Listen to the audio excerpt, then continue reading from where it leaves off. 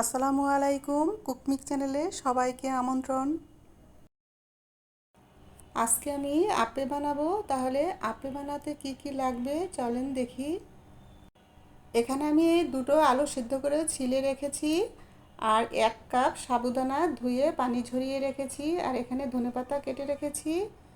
এখানে দুটো পেঁয়াজ কুচি করে কেটে নিয়েছি, আর এখানে 4 চামচের 1 চামচ হলুদ, 1 চামচ মরিচ, আর 1 চামচ জিরে গুঁড়ো। এখানে কাঁচামরিচ কেটে নিয়েছি, আর পরিমাণ মতো লবণ নিয়েছি। আর লাগবে বাদাম। এখানে আমি বাদামগুলো রোস্ট করে নিয়েছি, আর এখন ব্লেন্ড করে নিচ্ছি। আলু ম্যাশ করে নিয়েছি, সাবুদানাগুলো দিয়েছি, গুঁড়ো করা বাদামগুলো দিয়ে সব একসাথে দিয়ে আমি হাতে মেখে নেব। হাতে মেখে নিয়েছি, এখন বল আকারে শেপ দিব। সব কিছু রেডি করে আমি এখন আপেগুলো বানাতে চলে এসেছি।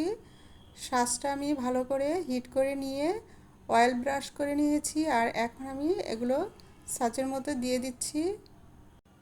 এখন ঢেকে দিচ্ছি। এক পাশ হতে 5 মিনিটের মতো সময় লাগবে। এই তো আমি এখন এক পাশ উল্টিয়ে দিচ্ছি, উল্টিয়ে ঢেকে দিয়েছি। সময় লাগবে 10 থেকে 11 মিনিট। অল্প সময়ের মধ্যে আপনি আপে বানিয়ে নিতে পারবেন। এই তো আমার হয়ে গেল আপে।